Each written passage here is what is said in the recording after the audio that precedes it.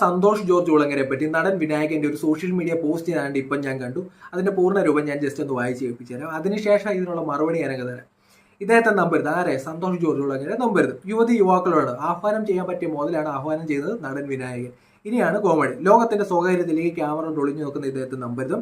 സ്വന്തം വ്യവസായം വലുതാക്കാൻ വേണ്ടി ചാനലുകളിൽ വന്നിരുന്ന ഇന്ത്യ എന്ന മഹാരാജ്യത്തെ മോശമായി കാണിച്ച് ആ കാശ് കൊണ്ട് കുടുംബം പോറ്റുന്ന ഇദ്ദേഹത്തെ പോലെ ലോകം അറിയാമെന്ന് സ്വയം നടിക്കുന്ന ആളുകളെ നമ്പരുത്. യുവാക്കളെ, നിങ്ങൾ നിങ്ങളുടെ സന്തോഷത്തിന്റെ ലോകത്തേക്ക് പറന്നു പോകും എന്നുള്ള രീതിയിൽ സോഷ്യൽ മീഡിയ പോസ്റ്റാണ് നമ്മളിപ്പോൾ കണ്ടുകൊണ്ടിരിക്കുന്നത്. നേരത്തെ ലേബർ ഇന്ത്യയെ പറ്റിയോ സഫാരി ടിവിയെ പറ്റിയോ ലോകസഞ്ചാരത്തെ പറ്റിയോ അല്ലെങ്കിൽ ബഹിരാകാശ യാത്രകളെ പറ്റിയോ ഇതുമായി ബന്ധപ്പെട്ട് സന്തോഷ് ജോർജ് കുളങ്ങരയുടെ എക്സ്പീരിയൻസിനെ പറ്റി പറയണമെന്ന് എനിക്ക് ആഗ്രഹമുണ്ട്. പക്ഷേ ഇതൊന്നും ഞാൻ പറയാൻ ആഗ്രഹിക്കുന്നില്ല.